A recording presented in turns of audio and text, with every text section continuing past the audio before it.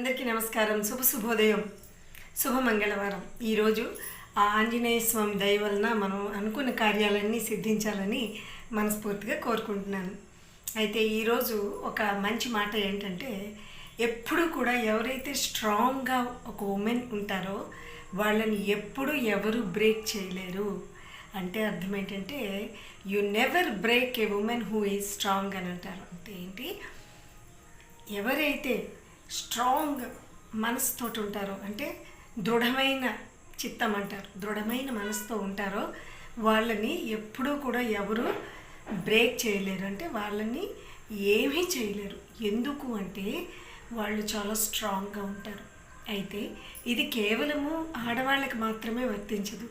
చాలామంది మగవాళ్ళు కూడా మనసులో బాధపడుతూ బయటికి చెప్పలేక, ఎందుకంటే మగవాళ్ళు ఎలా ఉంటారు అంటే, కనీసం ఏడవకూడదు కూడా కదా, నేను మగాడిని కదా, నేను ఏడవకూడదు అనే ఒక మనస్తత్వం చిన్నప్పటి నుంచి కూడా డెవలప్ చేస్తారు. అది చాలా తప్పు. కనీసం ఆడది ఏడ్చుకొనైనా బయటకు చెప్పుకోగలదు, లేదా తనలో తను బాధపడి తన బాధని కన్నీళ్ళ రూపంలో బయటికి పంపించేస్తుంది. కానీ మగవాళ్ళు మనసులో చాలా బాధపడుతూ ఉంటారు. కాబట్టి మనం ఎప్పుడు కూడా ఆడవాళ్ళైనా మగవాళ్ళైనా చాలా స్ట్రాంగ్గా ఉండాలి. ఎన్ని కొటేషన్స్ కోట్స్ ఉన్నా అవి ఎప్పుడూ కూడా ఆడవాళ్ళు స్ట్రాంగ్గా ఉండాలని చెప్తూ ఉంటారు. కానీ నిజానికి ఆడవాళ్ళు చాలా స్ట్రాంగ్గా ఉంటారండి మగవాళ్ళకంట.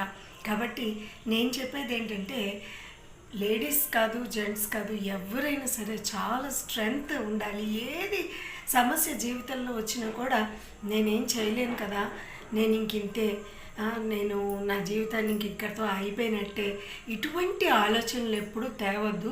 చిన్నపిల్లలు కావచ్చు, యంగ్స్టర్స్ కావచ్చు, వయసు అయిపోయిన వాళ్ళు కావచ్చు, ఎప్పుడూ కూడా జీవితం అనేది భగవంతుడు ప్రసాదించిన ప్రసాదం అది.